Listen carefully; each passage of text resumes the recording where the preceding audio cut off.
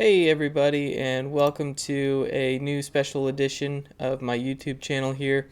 In the past, we've been doing an opening survey, and we'll continue to do that, as well as I've posted some clips of my streams on chess.com and Twitch, and again, we'll continue to do that. But I was able to play a nice match against an expert at our local Pro-Am Chess Club in Lenexa, Kansas. And as you can see, their logo there on the stream. So hopefully we can continue to get some more good matches like that. And I'll continue to post the games for learning purposes for people at the club if they want to watch these and learn. And I'll also be analyzing some of their games and posting them here. So again, I hope you learned some stuff from this match and we can keep some good games going and keep accelerating that. So my opponent yesterday was Jason W. He's a fellow expert, very strong player. We go back and forth a lot, trading victories and defeats. And I'll get right into it. Our first game, I played e4. He played c5, which is the Sicilian defense, of course. There's many ways to play this with the white pieces. You can play the open Sicilian with knight f3. You can play the c3 Sicilian. You can play knight c3 and go for the Grand Prix attack with f4. You could play the bishop b5 Sicilian. A ton of different ways to play this. And what I actually chose to do was knight c3, but I'm not going to go for the Grand Prix attack, which I've played before. What I'm going to do here, as you can see, is go for g3, and this is called the closed Sicilian. And the reason it's called the closed Sicilian is because it's a little bit more strategic and a little bit slower of a developing type of a game rather than the open Sicilian, which is very fast-paced and very tactical, and one single tempo lost one way or the other could decide the game. Whereas, the tempos aren't quite as important. They still are important, but in this position, more of a who has the best overall plan is more important. So I kind of like this because it's a slow build, and it's difficult for black to stop you from building up the type of position that you want. So that's why I like to play this. Jason played bishop g7, very normal move. Bishop g2. All this stuff is very normal so far. d3. And so as you can see, I'm kind of building up my center here. The knight protects the center, stops anybody from playing d5. I've got an open line for my bishop here, and this bishop is on a good post here. d6, f4. So one thing to note here is that in the past I've usually played knight e2 here. And then bishop e3 is also a line. And knight e2 is just a little bit more flexible. And bishop e3 is definitely a great move. But what I did here is I went straight for f4. What I was thinking is, if one of the ways I like to play against the English, if I'm the black pieces, is basically this exact setup here, but with the black pieces. So my thinking is if I can get this with the white pieces, having the first move and get that extra move, that can't be a bad thing. So it's not necessarily like I'm winning or anything, but if you know how to play this type of position, then you should be in good shape. So knight f6, very sensible development, no problems here. Knight f3, just another solid developing move. Bishop g4, pinning the knight, and he'd like to play knight d4 here on the next move and attack the knight again while it's pinned. But I played h3, just forcing him to commit that bishop. Bishop takes f3 and queen takes f3. So I consider this a small success for me. I like the position here because he had to trade off his bishop for my knight, which in general is pretty much an even trade, but overall I would rather have the bishop in this particular position in the long run. So nothing crazy, but a small success for me, I believe. One thing to note here is that I'm not really scared of knight d4 attacking the queen, because I can always just play queen to d1 if I want, and then at some point I'm going to transfer the knight and play the pawn to c3, kicking that knight away. So not too worried about that. So Jason just castled, I castled, rook b8. It's a good idea to get the rook off of this file here, so that he can play b5 if you want, and the rook also supports the b5 move, so a dual purpose move there. Definitely a good move, and I'm actually proud of this next move. I didn't really know if we were in a book line or if we were just on our own at this point, but I played knight to d1, which looks like an odd move, but my idea is that I'm going to play c3 and slowly build up this center here, and at some point I might play d4, and also I'm going to get my knight into this very nice e3 square, which looks at f5 and e4 at the same time.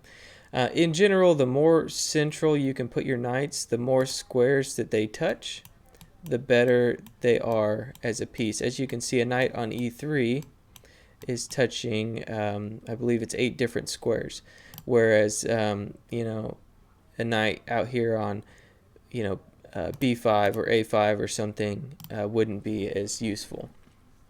So he plays b5, again pushing those pawns on the queen side, and just a kind of note here, in this type of a structure, it's pretty normal for white to try to push the pawns on the king side and black to try to push the pawns on the queen side to get the counterplay over there. And so I played there c3 again, preventing his knight from going to d4, and also maybe playing d4 myself at some point. Knight d7, and I looked at e5 here, attacking the knight, but you know, I was thinking that he could just move the knight away if he needed to, so decided not to play that and just continued to make sensible moves and put my pieces on good squares. These games were only 45 minutes each, so it's important in a game like this not to spend too much time deciding if a move like e5 works or not. I looked at it for a little bit, couldn't decide if it was better or not than knight e3, but I knew knight e3 was a good move, so I just played it. And he continues his counterplay on the queen side with b4, and now I did go ahead and play e5. And the other reason here, this time that I played it, is because I wanted to cut this bishop off of this diagonal. So rook c8, protecting the knight here. I went ahead and took this pawn, because if I didn't, he was going to take the pawn and win it with all these pieces that were attacking it. He took back, and then I played bishop d2 just to protect this pawn again. And it also clears the back rank for my rooks to move back and forth as needed. I'm actually kind of proud of the fact that you know, I didn't really know if this was a book line or not, but up until when he took this pawn on d6, we actually were following a game, Navarro versus Jones, a 2500 player versus a 2700 player, so that's kind of cool. Jones played e6 in the game instead of taking the pawn on d6, but definitely understandable why Jason took that pawn. Okay, so bishop takes c3, b takes c3, and actually I really like my position here. So what we're looking at here, I can bring my rook to this open file, I can bring my rook to this open file. I've got potential to push the pawns on the king side however I see fit. And again, like I said earlier, we've now reached a position where this bishop is clearly better than the knights on the other side. So that trade earlier worked out in my favor, because then the position did open up a little bit, and this has got a beautiful diagonal here. So a good position for me. Definitely I'm not up in material, so I need to keep playing good moves. He played knight b6, presumably to stop my knight from coming into d5. And then I played a4 because I wanted the potential to possibly push this pawn up to a5. And also I knew if he was to play, you know, something like a5, you know, then that would be something where I could maybe play knight d5, knight takes d5, and queen takes d5, and get my queen on this really nice square where I would have a lot of pressure, maybe even get my rook over here. So A4 again was one of the top computer suggestions, so definitely playing a good game so far. And he played knight to A5 to stop my pawn from going there and potentially get his knight into here. And again, I played one of the top computer suggestions, rook A3. I just knew that if I could just kind of hold this queen side together, and that's the side that all his piece is on and where his bishop is going, if I could just kind of hold that, then I'll have the play on the king side here at some point. So he played c4, which is a good move, clamping down on the queen side, going after the area where his pieces are dominant. And I played d4, just closing that off. Again, I'm just trying to hold that together until I can get my kingside counterplay started. Knight to b3, using this nice outpost and attacking this. And I just protected it with my rook. And I said, if you want to trade that nice knight for this bishop that's locked in here, then that's fine with me. But he didn't do that, obviously. He played a5. And then I went ahead and started my kingside counterplay. And so my idea is I've got the rook and the queen on this file, and if he takes here, this knight's going to be really a good piece, and if he doesn't, then I'm going to try to possibly put my pawn on f6 at some point, bring my knight in here, and get in on these weak dark squares here.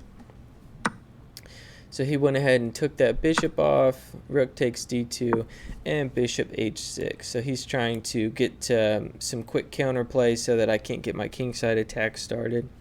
Definitely a realistic idea for sure. So I played rook b2, just making sure that his queen can't move or his knight will be hanging, and also getting out of this pin here. And and then I have options of maybe even knight d5 or knight g4, stuff like that. He played rook e8, and I played knight g4, and I really liked my position here because these dark squares around the king are seeming to be very weak at this point.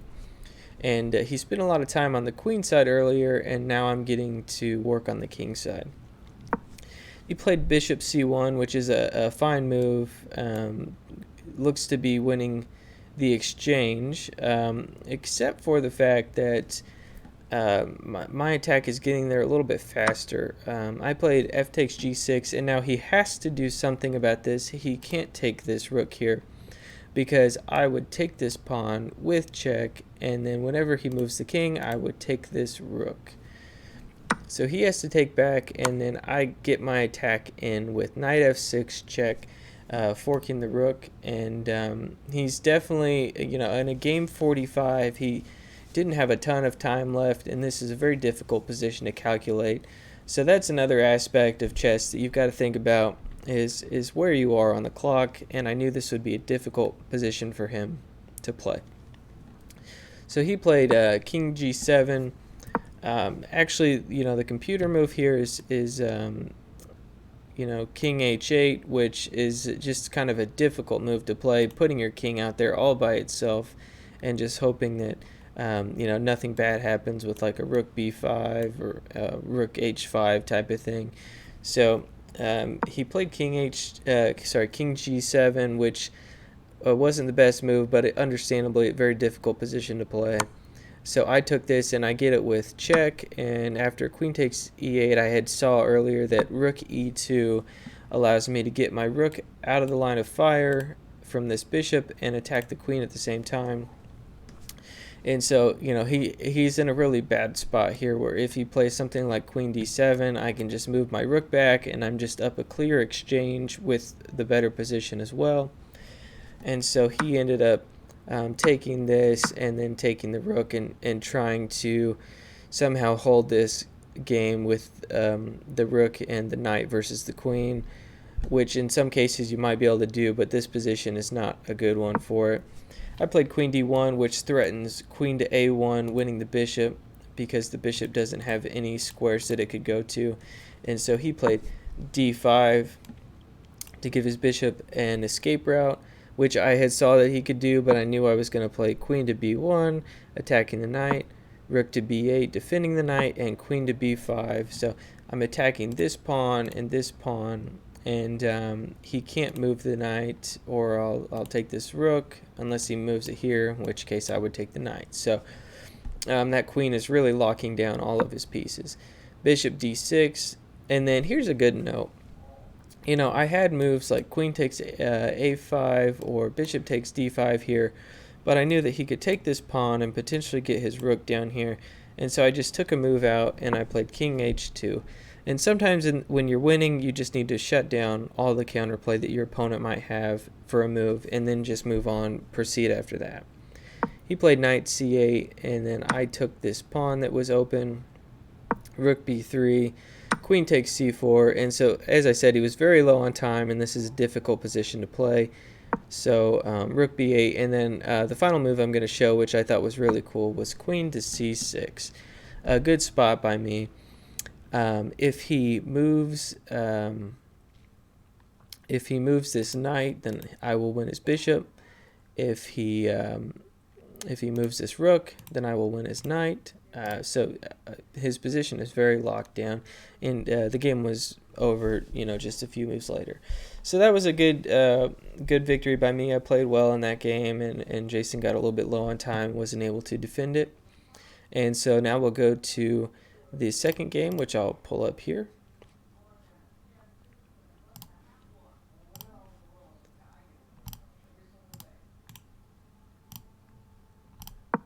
Perfect.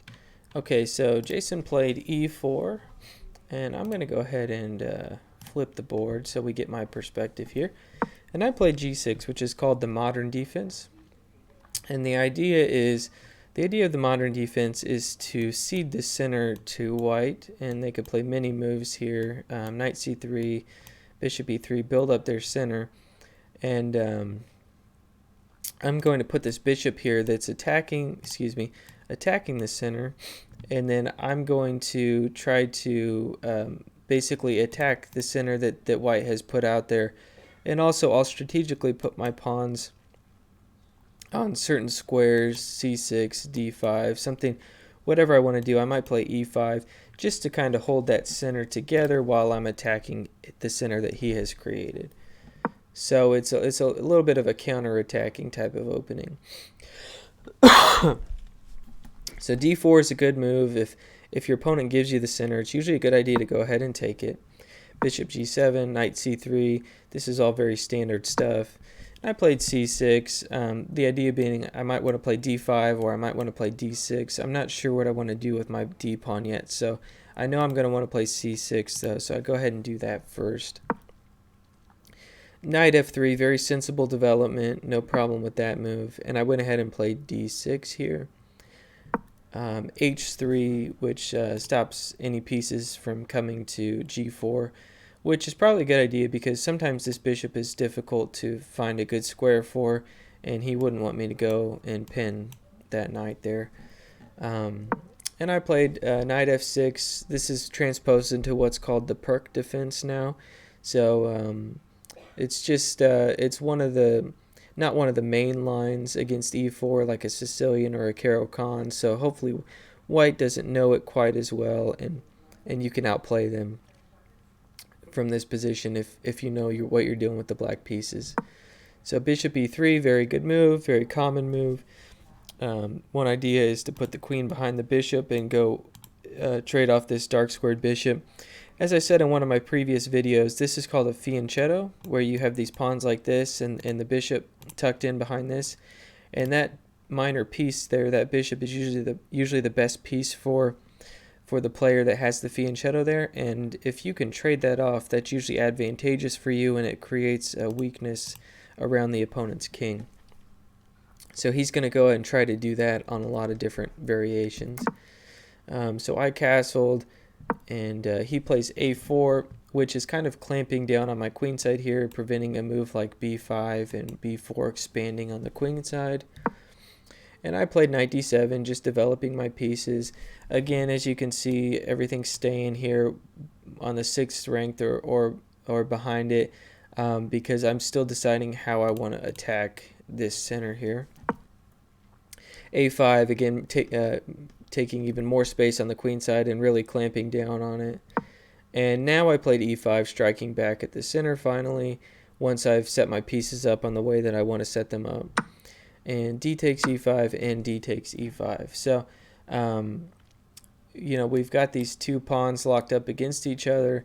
My bishop is kind of running into this pawn, which is okay because I'm kind of in more of a defensive structure here.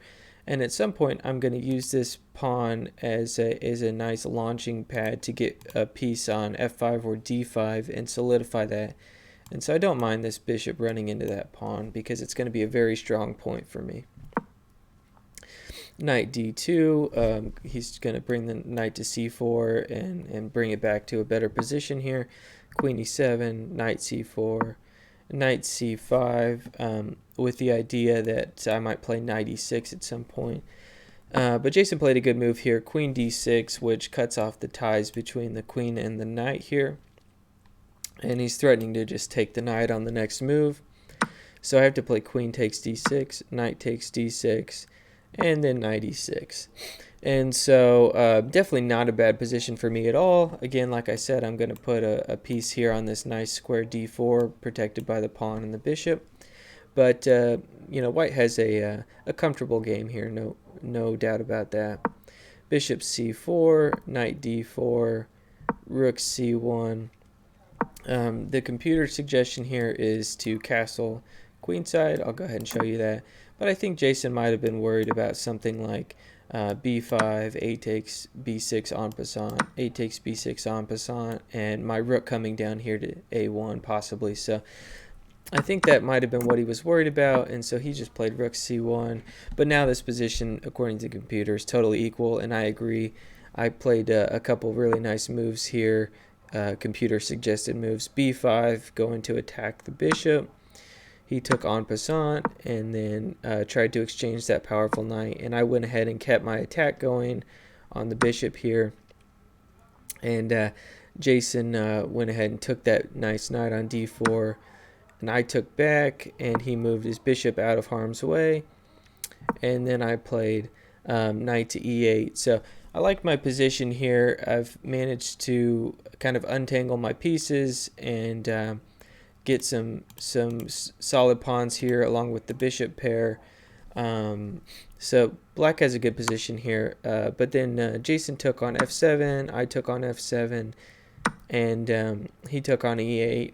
And now I sort of lost my way a little bit in this position, which kind of happens from time to time. You know, you're not going to make the best moves every time. The best move here for black is to play bishop e5, obviously preventing the knight from coming to any of these squares, which I did see bishop e5 over the board, but I didn't think that I had an advantage in this particular position because I thought he could just go knight to d6, but the computer does like black's position here, and so I should have gone for that. But what I did anyway was play bishop h6 just to make sure he didn't trade off his knight for this nice bishop here. So I do have two bishops against two knights, which, you know, I knew I was going to be down a pawn, but it would be difficult for him to win the game with two knights versus two bishops. Rook d1 attacking the pawn and getting out of the way of that bishop that was attacking it. Bishop e6, finally getting that piece into the game and allowing the rook to move on the 8th rank there. Knight d6, attacking my rook. Rook d7, and then e5, solidifying that knight there on d6. And, you know, white's up a pawn here. So definitely a good position for them. And I played c5 just because I really didn't want to lose this d4 pawn. I was okay losing this pawn and possibly getting my rook down here on the 2nd rank. But I really didn't want to lose that d4 pawn. So Jason castled, and I got my rook on the 2nd rank. If you don't know this yet, a rook on the 2nd rank is a very, very strong piece. So whenever you can do this, it's advantageous for you. He protected his pawn, and I moved my pawn so that he couldn't take it with his knight. And he played f4, so he's managed to get a slight advantage here. These two pawns are very nice, and I'm kind of locked down here a little bit.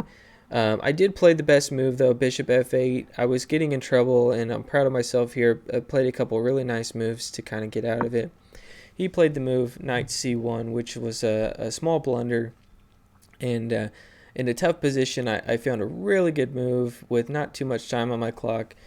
He's attacking my rook on a2, but I played bishop to d6, with the idea being that once he takes my rook, I can take his knight back, and I'm attacking his rook, so he doesn't have time to take my bishop and still keep his extra pawn. So he attacked my bishop, and I saw this several moves in advance when I played bishop d6, bishop takes d6, that I could move my bishop back and attack his rook. So again, he doesn't have time to take my pawn and save his rook and maintain his pawn advantage. Now he should have went ahead and take this, and when I take back, he takes back, and we get into an equal rook ending.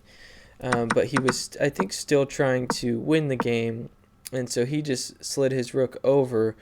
But now I was really happy because I have two bishops versus a rook, which is a good advantage for me. So I just moved my bishop back so it's not being attacked anymore. And he played another small blunder, e6, and I can gang up on this e6 pawn now and win it. The only thing I had to be careful about, let me show you a line, is if he was to go here and king f6 and g4. I do have to be careful.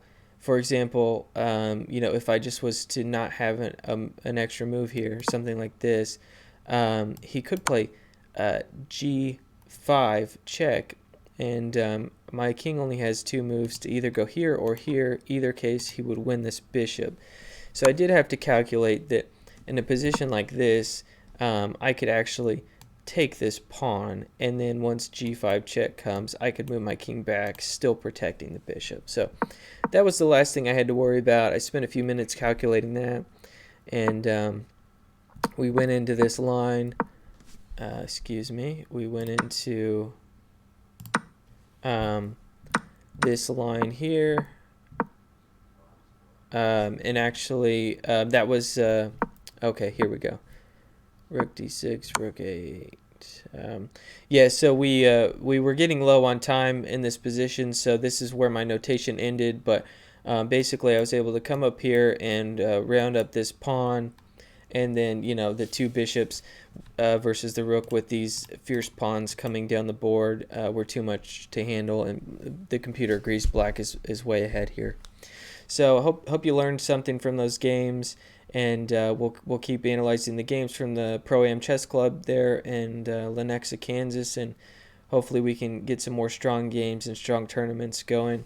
Feel free to send me any games that you want me to analyze, and if you want to see me do any live analysis of any openings that you want to play, or any games that you have, or we could play just matches together or something, I'll be streaming on Twitch at Salesman Frank.